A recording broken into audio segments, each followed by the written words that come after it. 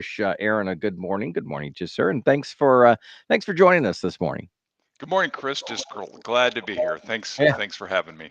yeah, absolutely. Good to see that. You've got your deer coming out Yeah, of the we got a side of photo your head. bomber.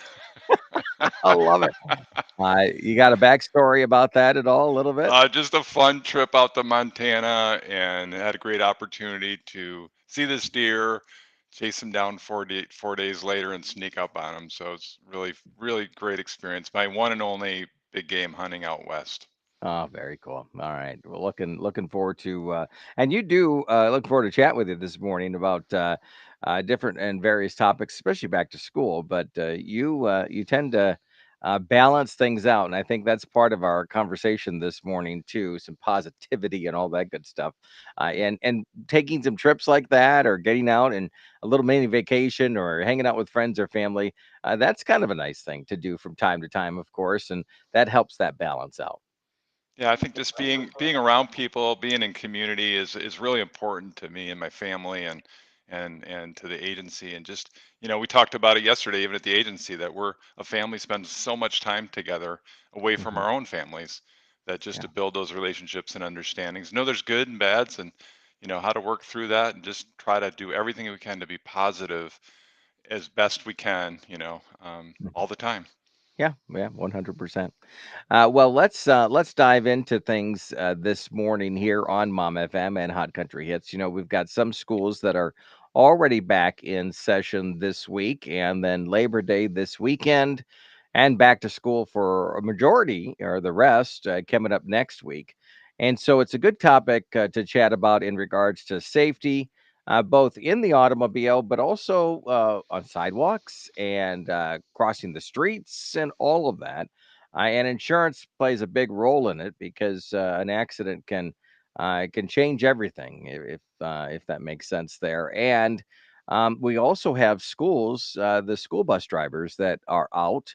And Aaron, I continue to see these videos from police departments across the country where motorists are zooming past a stopped bus with their lights on, and even to the point where a couple weeks ago I saw a video that the motorist actually passed on the shoulder, and in between the kids and the door of the bus, and it was just such a scary moment. And so this time of the year, things do change, and we have to almost do some relearning in regards to our driving abilities and safety factors out there. I think this is a great time of year just to make that transition where we live, in the counties by us, Mason, Oceana Lake, Manistee, in the listening area. We're used to the visitors, right? The Hmm. seasonals and the vacationers. And that takes a unique driving habits that we have to start practicing on Memorial Day, and change those habits, because people are looking for where to go. They're not maybe driving quite as fast. They're looking around, not necessarily paying attention, to Hmm. now where we actually have to flip that. The bus driver normally, and how they're trained and how they have to drive, is they have to be on super high alert. So what Yeah. that does, I think, to us as motorists, is realize we got to do the same thing. We thought it was high alert for our vacationers and the people Hmm. that we love and we get frustrated with, Yeah. but I think even more so with our own children, right, on our streets, just being super cognizant, super aware that being around these buses makes a huge difference. My biggest liability claim came from this situation. It was Well, that's literally a father at a bus stop walking back across the street, and a person blew past pretty fast, never saw that pedestrian, that dad, and it shattered his leg, and he's oh forever wow. changed. Yeah, Yeah. so just realize this is real people, our neighbors, people that we work, live, enjoy the community and the beautiful creation, and we just want to take care of our kids and be careful in these spaces. Yeah. Let's go ahead and dive into things, and then on the flip side, we want to also talk about positivity and how that factors into things. Or if you want to start there, we can do that. What you flip the coin? What safety or that positivity side of things? Let's talk about positivity, because I really feel like, Chris, it can set the tone. Yeah. So people are wondering, well, what does positivity have to do with safety, kids going back to school, drive, being in and around buses and schoolyards and parking lots? Well, I think coming in with the right approach as parents, as students that are listening, and as people in the community driving is just having that really good attitude is going to, especially when we're around the kids and back to school, because it's a stressful time for them, right? Hmm. They're maybe going to middle school for the first time or high school for the first time or school in general. And so there's a lot of extra anxiety and stress with the kids. So the more that we can be encouraging and positive, it's definitely going to reduce their anxiety and stress. And we want to make sure that as the new school year starts, and even if it's already started, really try to self-talk. Let me encourage the adults listening, self-talk to be really positive in this space and not frustrated and not, you know, anxious yourself with getting kids in and off the bus and trying to, or getting them out of the car, or in the car. That extra stress at this time of year just adds up really quickly for, a young student, your own child for sure. What about boosting confidence and kind of enhancing learning? Those are two skills that come along with positivity. Yeah, if you're coming, to the table, so to speak, in the morning and that energy that you give, and if you're a little bit ahead of schedule, let me just encourage you. I know how hard it is. You're already getting up early enough. But if you're a little bit ahead of schedule, there's going to be less rushing around and you'll give less stress then, to your student. I think what happens is like, hey, let's go. Okay, we got everything together. This is going to be a great day. We're going to make it a great day. And Mhm, that just extra little bit of energy makes, I think, really helps in setting the tone for them going into school with themselves having a good attitude and being ready to learn. And mm, the teachers are going to love this session because it's really going to give them, yeah, that extra energy to listen and go, okay, this is what we need our parents to be doing.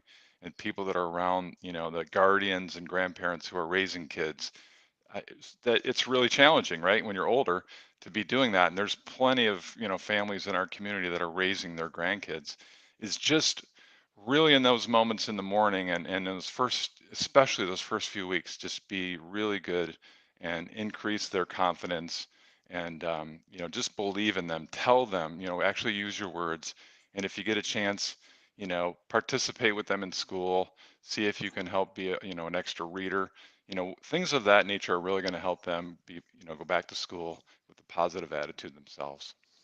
and when our kids are, when we focus on enhanced learning, kids with a positive attitude tend to be more kind of engaged with things, and you touched on that a few moments ago, but do you mind kind of highlighting that a little bit more? Yeah, I think there can be a sense of, especially with the times that, even when you're really regulating your kids' screen time and Hmm. just being on the phones or being in gaming and things of that nature, the ability to have connectivity with other people and be able to communicate, having those conversations in the morning and working yourself as a parent to help them with the social skills because we're in a challenging society, right? Looking at these screens as much as we do. So I think having a really good attitude in this space and not demeaning and not, derogatory in terms of, yelling at our kids in terms of this, but just I get it. We got to be corrective. We have to be parents. We're not their friends, but how can we help them in this space to improve how they get along and with their new friends, how to build those relationships and always encourage. I think about there were times when my kids were like, I don't have any friends. I don't know who is going to be my friend. This is a new school. We can be an encouragement in that space and the more positive we can be of like, hey, in order to have a friend, you got to be a friend. And so Hmm. just really want to encourage the listeners to, again, just I'm beating this drum is the more energetic and positive you can be around your kids, your students, the more that they're going to be able to interact better with students, build some new friendships, be able to have respect for the teachers and principals and school staff as well. Yeah. If you are just joining us, we're talking with Erin Doan from Erin Doan State Farm Insurance this morning. we connect every couple weeks, and part of that segment that we talk about is not only some insurance, which is right up your wheelhouse there, but also how can we be as a character better for ourselves and for others out there. And this morning we're talking about positivity and how that relates to back to school, to that, to our kids' interaction with being able to motivate them first in the morning, because that is, it's not their friends or their teachers or the principal at the door. Mm-mm. It's the parents that we interact with first, and that can set the tone for the entire day.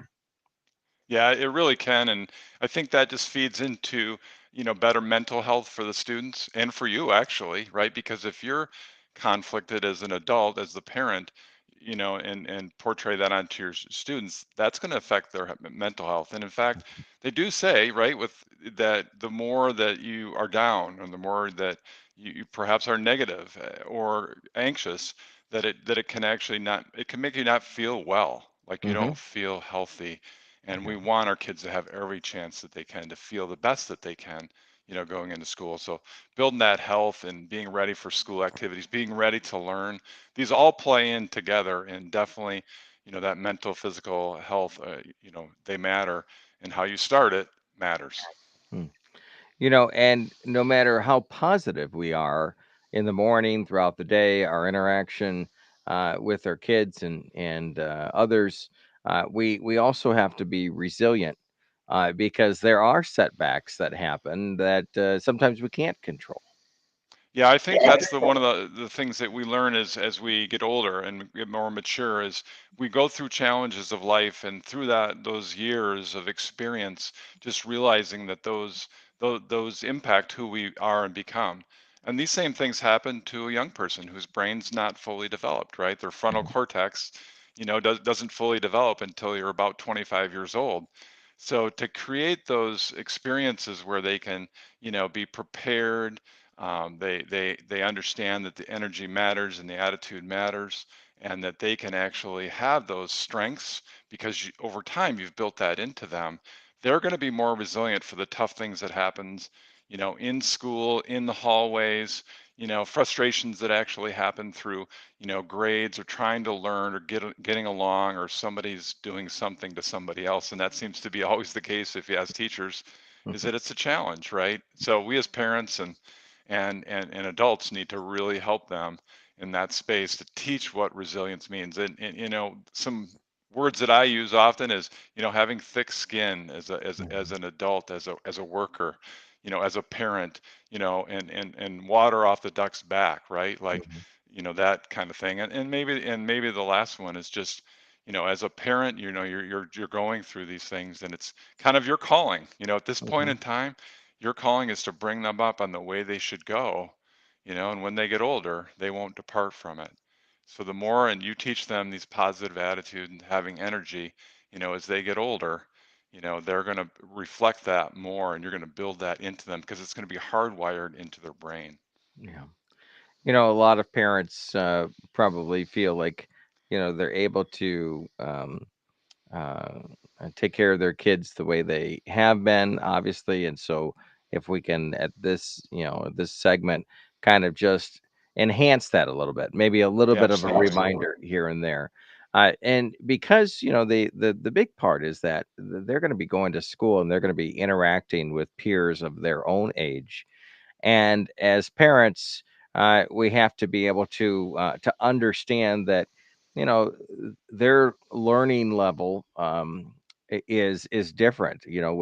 When we think about, okay, I've got to be positive, and this is the ways that I can help to make myself positive. That could be very, very different from their age level and their mentality. That we have to just kind of step back sometimes and Hmm. say, okay, are we getting through to them so that when they walk out the door, that it's not a different world when they're interacting with their peers or their best friends at school. Sometimes we have to look at it, I guess what I'm saying, from their shoes, from their perspective, And sometimes that's difficult when we're rushing out the door and trying to get to work on time, or trying to get lunch packed and everything like that. And what's your recommendation in regards to that approach to making sure that we're focusing on putting ourselves in their shoes? Yeah, I think it's probably looking at what you're doing for yourself, initially, because they always say, like, in an airplane, in a situation where the air mask, the oxygen mask comes down, is 100% you put it on yourself first Hmm. so that you can effectively and be able to put it on correctly to your child sitting next to you. So I think, well, how do you put yourselves in their shoes and understand where they're coming from if you're not in a good place? And I want to encourage parents. Let me just say first that I get it. The challenges of today's society are more difficult perhaps than ever before. Hmm. And so you are doing your best under the circumstances for so many parents, and just want you to be encouraged, like, keep going, keep strong. And then for, you, as you to relate to understand, where your students are coming from, if you're getting good sleep, Hmm. if you're really doing the best to eat whole foods and eat well, if you're trying to do some kind of walking or some type of exercise, fitting it in sideways for 10 or 15 minutes a day just to get some energy Yeah. in your own body, right? And those are challenging things to do in society where they're so busy running from here to there. But I can tell you, if you're not taking care of yourself as a parent, that's going to help that's going to hurt your ability to understand where they're coming from and to Hmm. know from their perspective what they're seeing the world as at this moment or this day or even this week as we get back into school. So just kind of know that, yeah, you're right, Chris. I think that's a great point to bring up, is just parents know their students, but sometimes they don't take time to perhaps take a breath. Think about the day, think about what's going on, and what are your hopes for that day. What encouragement or positive thing can you say to your child today because you gave it a moment to think about it? Super hard to do. You get busy getting ready for work. You're trying to get the coffee going. Where's your homework? Where's your left shoe? I have no idea. So you're going through all these things, but taking a moment, getting up. Sometimes people like to get up a little bit early, have a little quiet time. Hmm. Just get up a little bit earlier. Have your coffee, have your tea, have your orange juice. Take some deep breaths, right? Hmm. And then go into it and think about, like, what can I do to make my family, my students, my kids have a really good day today? How can I do that? And I get it, you're drained, you're tired, but doing this is actually going to give you more energy because you're going to see them light up. And it's you're not going to do it every day, you know. But can you imagine if you didn't do it their whole 18, or what is it, 13-year school career? But if you did Hmm. it once a week, I'm going to create a word that really exemplifies them and helps them have a really good attitude today. This is the word that I'm going to say to you, like, hey, I love your helpfulness. Yesterday you were so helpful. I'm really thankful for all that you did around the house. That was really helpful. And I think that's what can really help create a positive attitude. They feel good about themselves. They're going into school, and that energy's there, and it's super positive. And it creates that supportive environment. And at the end of the day, that's probably the one of the most important parts of this is creating that supportive environment, not only before school or if that dreaded phone call comes in during During school and they're like, school, yeah. "Hey, I'm Right in the during work. principal's office." Yeah, exactly. Or in fact, after school, when Yeah. probably the most important part is just lending an ear, being able to say, not only, "Hey, how was school?" but also have that dialogue Hmm. with your child, rather than just like, "Oh, it was a good day. Okay, well, what do you want for dinner?" sort of thing. And Yeah. and Those open-ended questions, right, Chris? Mhm, Yeah. absolutely. If you're just joining us, we're talking with Erin Doan from Erin Doan State Farm Insurance. We, as motorists on the road, have to be more attentive to our driving, to our environment, especially this time of the year. We already see the traffic increase on the roadways. We see the yellow school buses are out and about. Students are walking on sideways, the bicycles. We still have, quite a few, a couple months at least left of bicycling around and crossing guards and groups of students hanging out and everything. When we talk about all of those features of late August, early September, it has to be something where if we don't pay attention, then the worst could happen in the blink of an eye. Yeah, I think the position that I like to have as a insurance agent with my agency and through State Farms lead in this space and safety is really just to kind of realize that the angle, if you will, if there is one, is safety matters, and it's going to make a difference when we're being shared with, like this show, about safety again. And people, Hmm. I think, can sometimes roll their eyes or want to change the channel maybe and say, well, I know everything about safety. But I think, like a lot of life, is reflecting on it again, just kind of hearing some of the good touch points and just kind of saying, that's an area, just pick one, that Hmm. this is going, you're going to be better in this space as a motorist on the road as we get back into school. Taking one of these things away, Chris, will make really make all the difference in terms of, you know, walking, biking, being around buses, being in the parking lot at schools as a parent and as a Hmm. motorist in during the back to school time and just being prepared. Now's the time to really take a moment, think about what you do well in this space and what you need to maybe improve upon. And let's break that down over the next couple minutes. Again, for our listeners just joining us, let's talk about some safety tips for kids.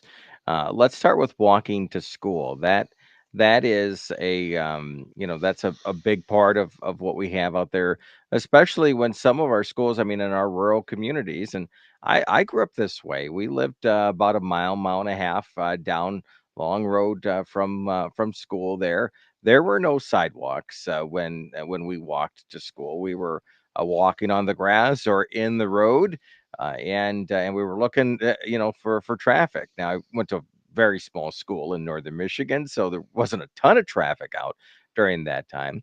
But we're trying to be aware from both sides, from the motorist side and from the student side, and these conversations are important to talk to our students. Let's break it down a little bit for us. Where do you want to start when it comes to safety and walking to school? Yeah, I would say that the big thing is here your student is walking for the first time or they've walked before, is just to know where their pattern is. What do they do? Do you actually know where they're walking as they are walking to school? So I think there are times where within a mile, there's living near a mile within the school. But as we all know, most accidents, or maybe you didn't know this, happen within 5 minutes of your home. Yeah, So yeah. a majority of car accidents and accidents in general happen within 5 minutes home. So knowing where your child is actually specifically walking, ask the question, Hmm. like, are you walking on the asphalt? Are you walking on that little, side shoulder dirt? Or are you walking in the grass if there's not a sidewalk? Hmm. Oh, I always walk on the asphalt. You do? Wait, Oh, no, don't do that.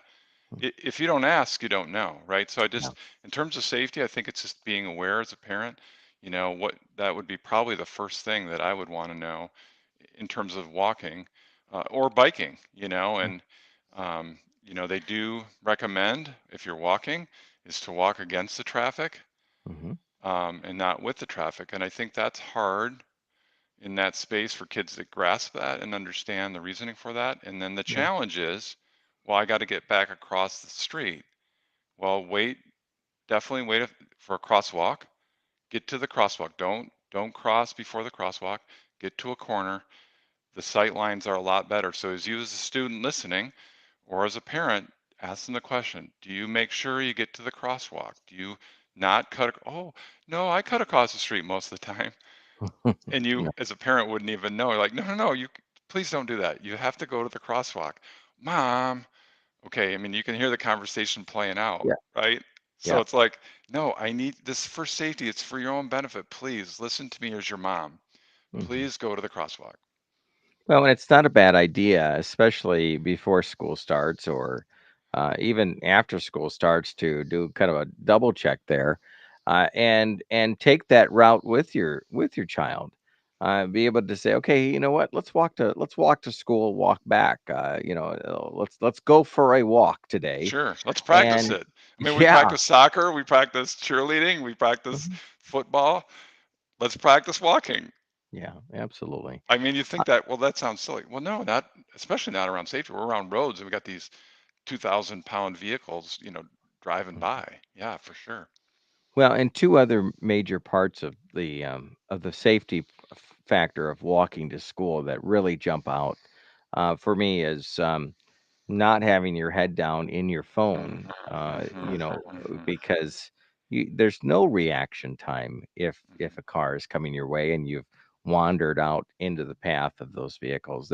It's very dangerous, and so State Farm recommends to be able to say, hey, let's put your phone away on your walk to school, and in return, and this is the second part I think that is truly important from these tips is that find a fellow student, mhm, along the route so that the two of you can walk to school and talk and communicate and chat and be able to enjoy that. I know, again, when I was walking to school, I was the last house that there was so much span. We lived out in the country. There was so much span past my house that there wasn't anybody walking, you know, in my direction in the sense. But there mhm. were students that were between school and where I lived. And that's where the opportunity where it's like, okay, I'll be there, in 5 minutes and walk to school and chat along the way, Mhm. rather than have our heads buried in our phones. Yeah, and I think in that space when you're walking alone, it's just a lot more likely for somebody that is of ill repute, somebody that is not in have your child's best interest to pull up as a stranger, Hmm. and you want to eliminate that, reduce that. I like it that in our rural, safe community, that we still have, a lot of parents and families do feel comfortable because we're in a safer environment, perhaps in a bigger city, and that they can walk to school.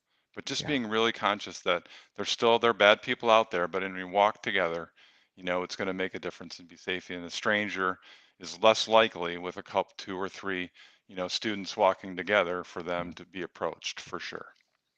The next part, and I love how we have early on the bike to school days. Those are crucial Hmm. because you get a chance to, for the educators and parents, obviously, jump on their bikes in some cases and ride to school there. But bike safety is important because, again, living in rural communities, we don't necessarily have bike lanes. That's always going to be a challenge, and so we have to take that factor, that the safety into consideration. Again, you mentioned a few moments ago when we were talking about walking to school, same sort of idea to find that bicycle route, and it might be different than the way you're going to walk to school. Could be different. Just yeah, absolutely, from a safety standpoint. We always Y- talk about, oh, go ahead. No, I was just going to say in that just about what you're wearing too. I mean, that's a key Yeah. component. Is just making sure that I even like the idea of those bright yellow or green or orange vests Hmm. that are reflective. And it seems silly, but I mean, especially if your kids tend to maybe like to wear, earth tone colors or Hmm. navies or grays, is that vest could make all the difference, and they can take it off quickly, get to school, throw it in their backpack, and then park their bike and run into school. But I think that vest and is going to make a difference, or just something light color if they're going to wear. I just, a lot of kids. I love riding my bike to school. Well, this is a part of the deal. You got to wear something that you can be seen because it is hard for drivers. I can't tell you the number of time on rural roads, and all of a sudden there's no bike lane. And all of a sudden, whoa! I did not see that bicyclist until the very last moment.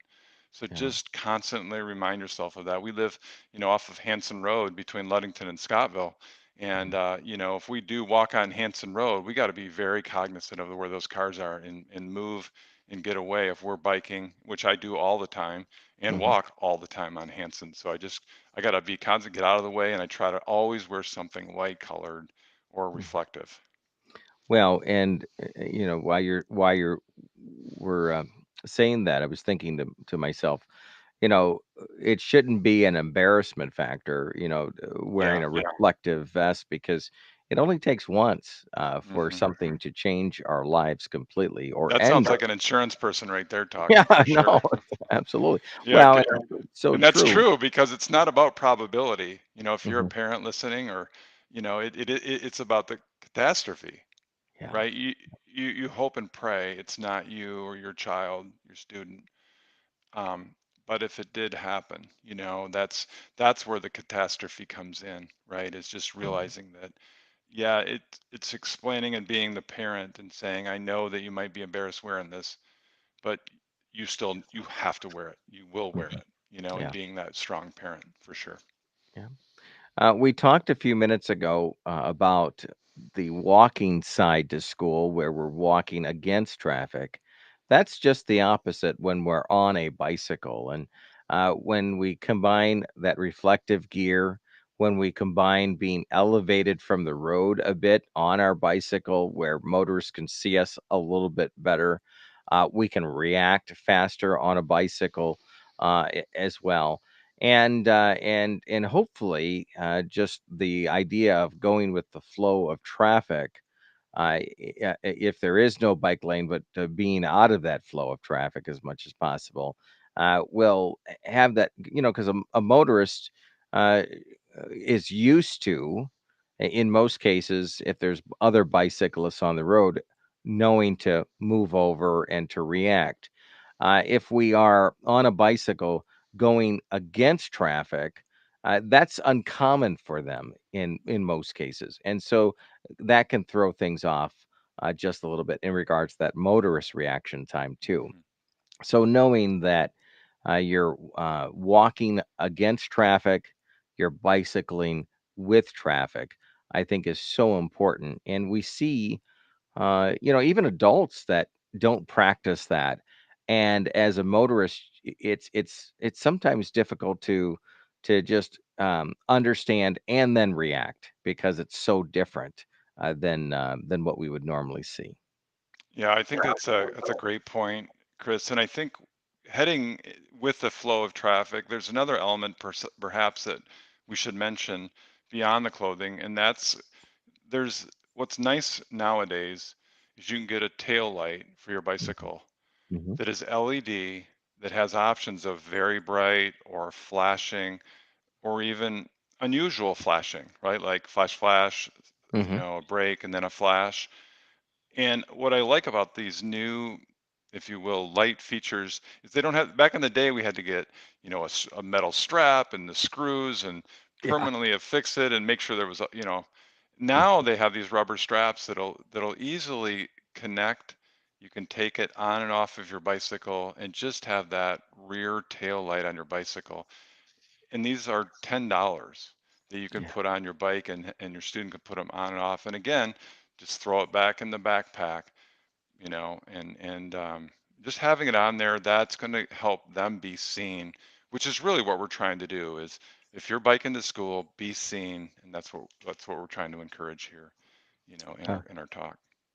if you're just joining us, we're talking with Erin Doan from Erin Doan State Farm Insurance, and we've reached the 9 o'clock hour. But I think it'd be good to cover a few other parts of the safety part of this. Um, you know, we've got bus safety that we're going to be chatting about a little bit next week, as we get connect with our local school officials.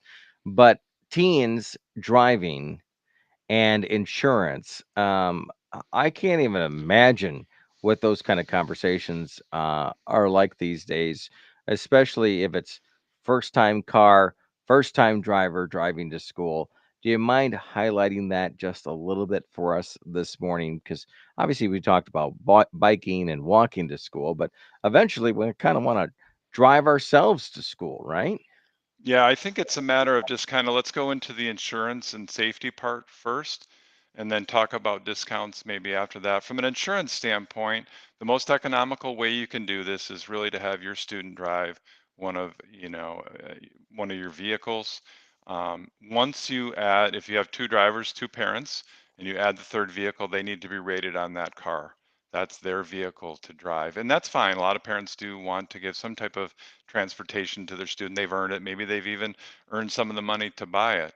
Hmm. So, a lot of times those coverages, that policy doesn't have full coverage on it, but it's going to have the same medical, the same liability coverage that you have on there. So I think from a safety standpoint, Chris, what I want to say, kind of transitioning from insurance, is just know that it's important to actually, be in the car as often as you can with your student.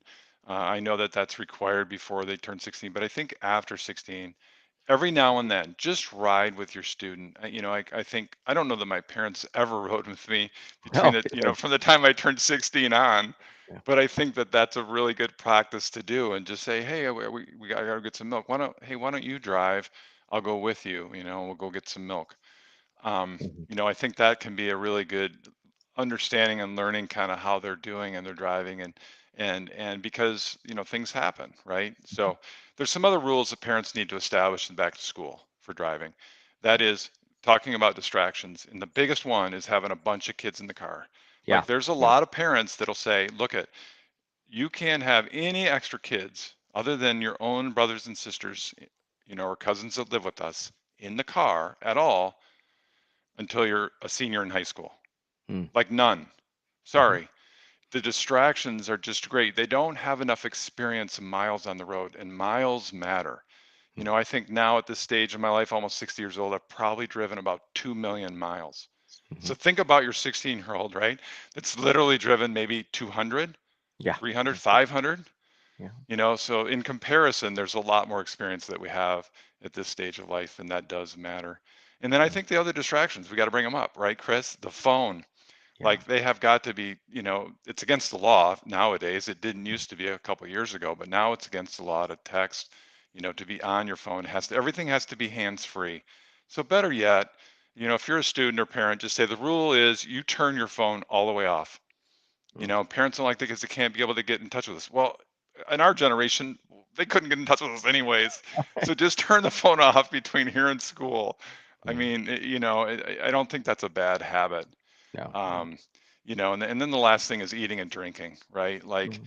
having drinks and food in the car, like that more distraction.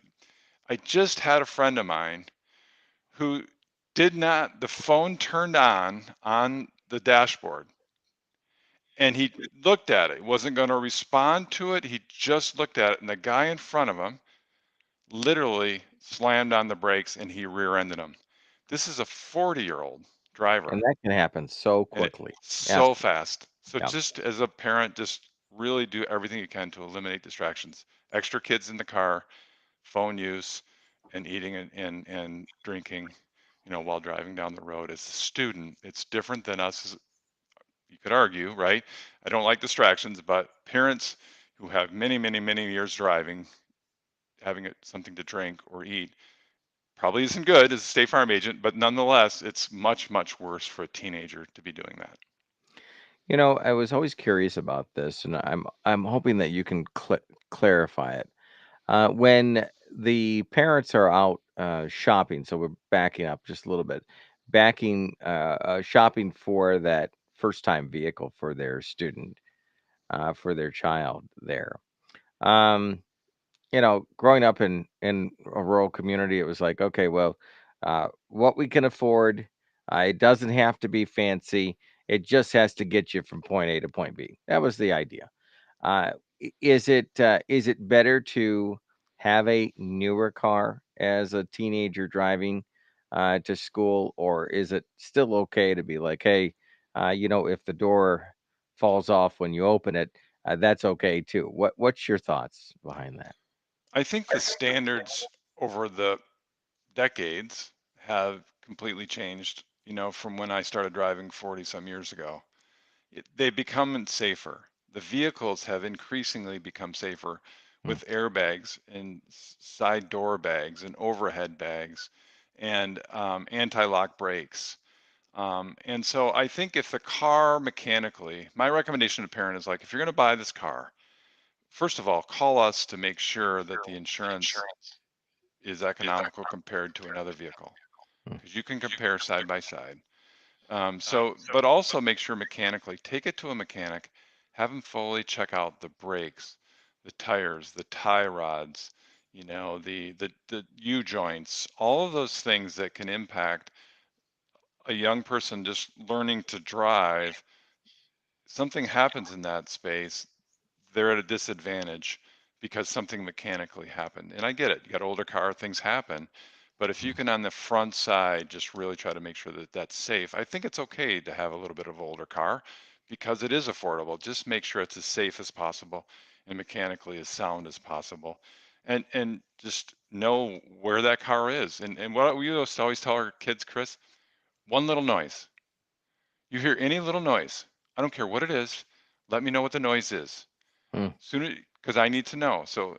And Yeah. so my daughter right now is living with us for a little bit of time while she's saving to buy a house, and she's like, "Dad, I heard a noise in my car." I'm like, "Okay, well, thank you know." Here's this Mm, 31-year-old woman, and she's like, "I heard a noise." I'm like, "Okay, we mm. got to take it to the mechanic. Let's go see what it was."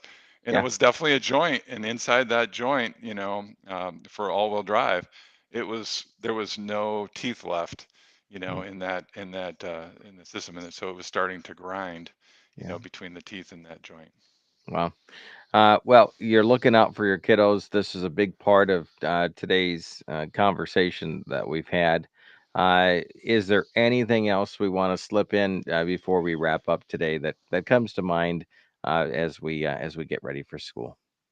Yeah, I would like to say that with parents that have already had their kids go to college, most all colleges have started.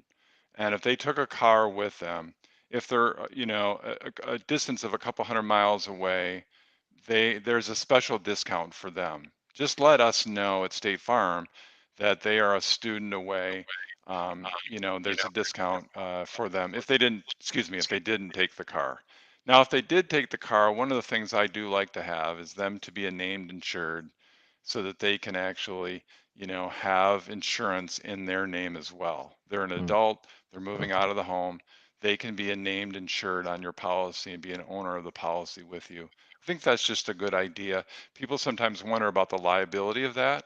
I said, well, if they're under your care, if you're financially helping them at all, and it's your vehicle or they're still under your household, so to speak, then they're going to be your liability risk as well. So having them in name insure is just easier to have them maybe someday take that car, have insurance in their name matters today. Nowadays, if they have it, they build up their own insurance score. So it's really important to have the insurance, especially when they go off to school or go away in their name as well. It can be in your name still, but also add their name as well. Yeah. And remember that until they're 25 or older, you're going to be paying a little bit more, right? You are, yes, you Yeah. are. You know, we talked about that in the previous segment, and I think that that hasn't changed in years and years. No, it hasn't. That darn frontal cortex gets us every Yeah. time. Yeah, absolutely.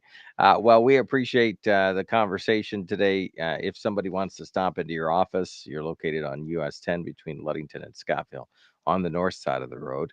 But if they want to reach out to you via phone, or you have a great website too, tell us about that. Yeah, please call us at 231-757-3115 or reach us on our website at pretty simple, ludingtoninsurance.com. All right, sounds great. Erin from Erin Doan State Farm Insurance joining us this morning. And again, having those conversations, communicating with your kiddos, and just friendly reminders throughout the year or friendly adjustments. Like, okay, we haven't been doing that. Let's do that. To enhance your safety. If you're walking, if you're cycling to school, if you're waiting at the bus stop, if you're driving for the first year to school, there's always the ability to correct things as you go to make sure that everybody is safe there. So, Aaron, thanks for taking the time with us this morning, as always. Thank you. Thank you. It is 102.7 Mom FM and Hot Country Hits 99.9. And we say it all the time, but if you missed that segment, you can watch it on our Facebook pages, WMOM or Hot Country Hits 99.9. And of course, it's archived forever, unless, as Facebook has done, it gives you the 30-day limit. So remember that our videos, they will disappear, our live videos after 30 days. But on YouTube, they will stay there, hopefully for a long time, so you can reference them. It is Mom FM and Hot Country Hits 99.9 as